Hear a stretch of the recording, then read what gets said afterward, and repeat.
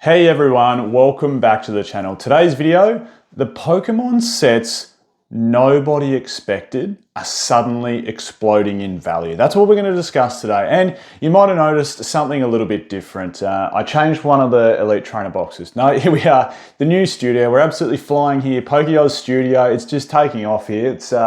It's crazy. Things are new. Everything's been changed around. We've got some nicer, comfier spots to sit. The studio has changed. So if you're a regular visitor here, you would have noticed that. And if you're new here, welcome. My name's Michael, Pokeoz. We talk all things Pokemon card investing on this channel. So let's get stuck into this discussion on sets that are suddenly exploding. And the whole video is based off this picture right here. These are from XY era through to Mega Evolution. These are the sets that have seen the biggest growth over the last 3 months.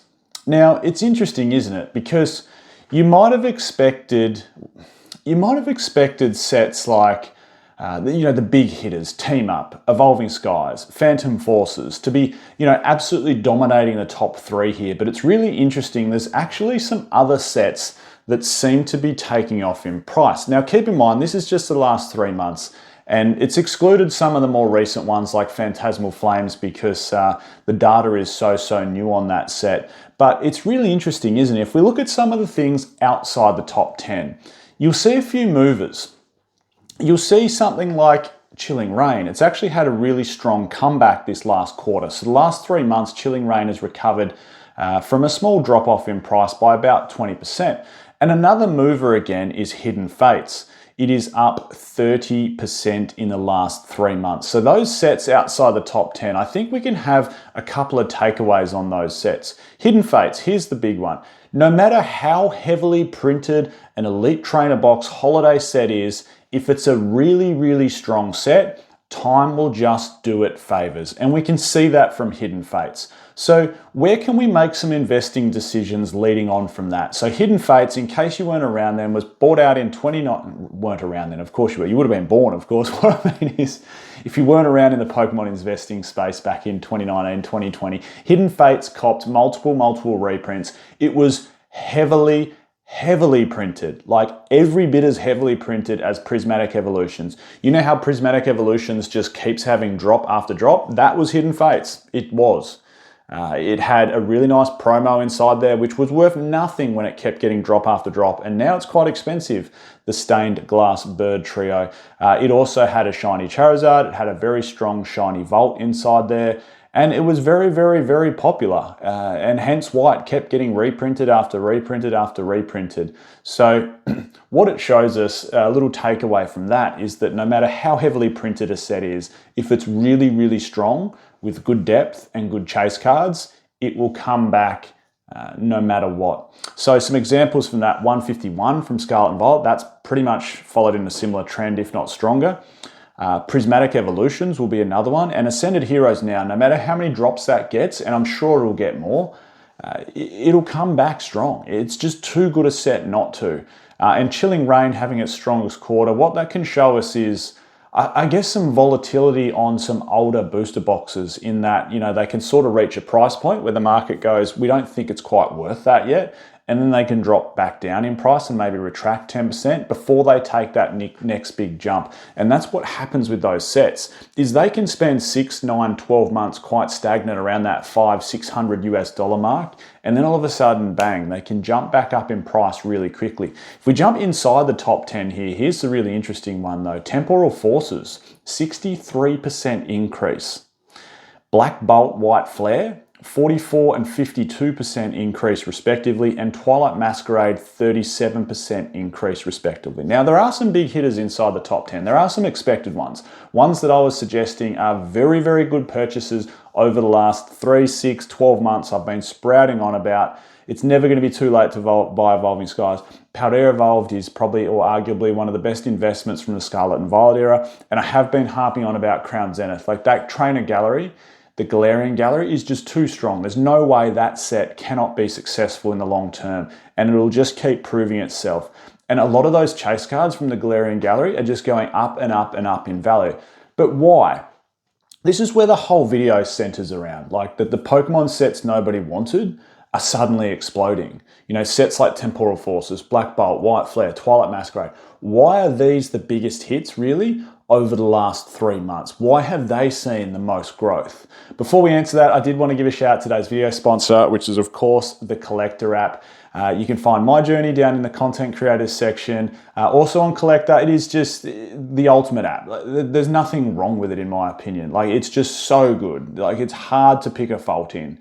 You can do anything on there, like set analytics. You can look at, especially if you're a pro user, you can go way back in time and look at set analytics data on any sealed product. You can add them all into your portfolio. You can see what your total value of your portfolio is. You can see how it moves on a daily basis. You can look at market trends, what products you've got that are gaining or losing value over time. It's just the one-stop shop for all things collecting and investing. So if you don't have it, there'll be a link in the description to download it. And also, I urge everyone, if you want to make the most of it, jump on and be a pro user. There's so much data that will be valuable there.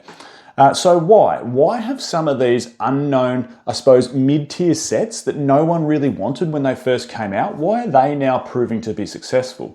Temporal Forces, Twilight Masquerade, even Black Bolt, White Flare, people were a little bit skeptical about when those sets came out.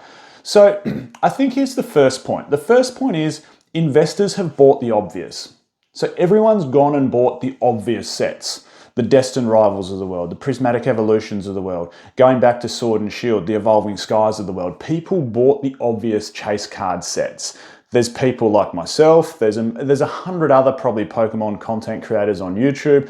Everyone's using their own Nous anyway. Like, people know if it's a good set because it has good chase cards in it. So there's heaps of people telling people to do it, and there's just that community sentiment around those sets being fantastic sets. So with all that in mind, they're bought up. Like, people have bought the obvious. So then what happens? What happens is the obvious gets very expensive. Evolving Skies gets very expensive. Sets from Scarlet and Violet are like Destined Rivals ran up so quickly, and everyone sort of shied away from it when it ran up so quickly. And they're like, well, you know, the 2, 3, 4x gains that I could have had from buying it at way cheaper, they're just not there anymore. So what happens then is people turn their attention towards other sets. Now, they're not going to go for the absolute worst sets. What they're going to go for is these what's viewed as a mid-tier set when it first comes out. And that's probably a couple of really good examples there. Temporal Forces, I mean, if you were to rank that set out of 10, it's probably a 5 or a 6 out of 10. It's really a mid-tier set. And to give you some context, you know, Evolving Skies, of course, Ascended Heroes, Prismatic Evolutions, in my opinion, are 10 out of 10s, and sets like Darkness Ablaze are literally like a 1 out of 10. So there's some context. Now, another set that was seen as a little mid-tier when it first came out was Twilight Masquerade. I certainly wouldn't rank that a 5 or 6 out of 10. In my eyes, it's actually probably a 7.5 out of 10. I think it's a lot stronger than people give it credit for. It's actually got a really nice top 5 chase cards inside there. It's got the Greninja, it's got Carmine, it's got Perrin, it's got Eevee, and then that Chansey, the one inside the Pokemon Center, that artwork is just really cool. I think it's actually cemented itself with a really, really strong top 5 chase cards. And I think it'll go down as being a better set than people give it credit for. And as a result, that's where the attention turns to. People go, well, it's run up too much. Destin's run up too much. Evolving Skies run up way too much. Even if we go back to Sword and Shield era, people looking at wanting to get Sword and Shield era boxes, they're not looking now at Evolving Skies. They're going, well, I can pick up Chilling Reign for 600. Yeah, I can pick up Silver Tempest. That's why Silver Tempest has run up as well. Those what were seen as mid-tier sets throughout the era, they are going to start to run up. Now, the third point around this is why some of these sets are really starting to move now is supply. It's simply supply drying up. Now, one of the only Scarlet and Violet era booster boxes which was stuck at distribution for a long time, which was almost hard to give away, was Paradox Rift. But even Paradox Rift has run up. Why? Because over time, supply just dries up. Now, with that supply, there's another part that helps dry up supply at the moment. It's particularly to do with sealed collecting, not even investing.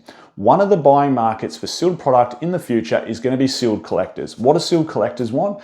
they want a set. It's like mastering a single set. It's like mastering 151 or Ascended Heroes, going for a master set. Getting a master set of all the booster boxes and all the elite trainer boxes of a particular set or of a particular era is so important to collectors. If you can sit back and go, well, there's all my Sword and Shield booster boxes. You display them in the way you want. You go, yep, let's lock them away. Let's let them appreciate. That is my Sword and Shield era set done.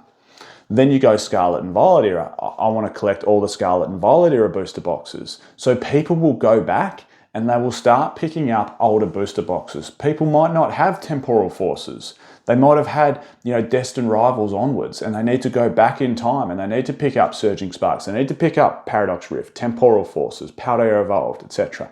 That's why supply starts getting eaten up, because a lot of people will go back. Don't underestimate the amount of sealed collectors in the hobby at the moment. There is actually a lot. And the other side of it is, and this probably goes back a little bit to the point I made around people buying the sets that are super important or the ones that are super hyped up, is it's almost like the expectations from an investing standpoint are quite low for these sets. So to see them then break out, it's really important, I think. And I suppose to end this video, and before I give a couple of takeaways as how we can actually use this information to be important for the future, is don't forget, this is just the last 3 months. So a little bit of context there. It's just the last 3 months. The next 3 months could prove to be completely different.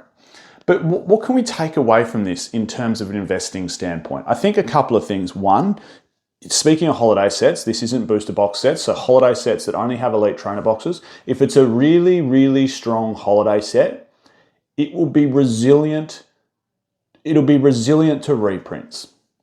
And over time, that initial resilience that it proved to reprints, it'll prove to gaining value in the long term. Hidden Fates has shown us that, 151 has shown us that, Prismatic Evolutions is about to show us that, and Ascended Heroes in the future, in my opinion, will also show us that. The second takeaway from this video in terms of where to, I suppose, park our money, and if I'm talking about parking your money there, what I'm getting at is Prismatic and Ascended Heroes are great investments. They will be. If you plan on holding for the next 5, 6, 7 years, they'll be great. I mean, look at Hidden Fates. It's 7 years old now, and it's pushing, north of $500 an elite trainer box. I don't even know is it up to 600 now? Either way, it's pushing up there, $500-600 elite trainer box, very strong. I think the other takeaway is investing in mid-tier booster boxes can actually be a really good strategy, especially at the get-go, especially when one first comes out, because attention is going towards the good sets, and people will start, once the good sets get dear, people will come back to those mid-tier sets, like your Temporal Forces, like your Twilight Masquerades, like Surging Sparks to a degree, although that probably had a little bit more hype when it first came out, but they're the sets that people will come back to because the price point's good for them. They can buy more booster boxes, they can transact more at those price points. So that's probably another takeaway. If you're going back in time now, I think picking up those booster boxes will be a really good option. Well, there you go. Welcome to the new studio. It's popping in here, Pokeoz. Thanks everyone so much for tuning in. Your support means a lot, and I'll catch everyone on the next video.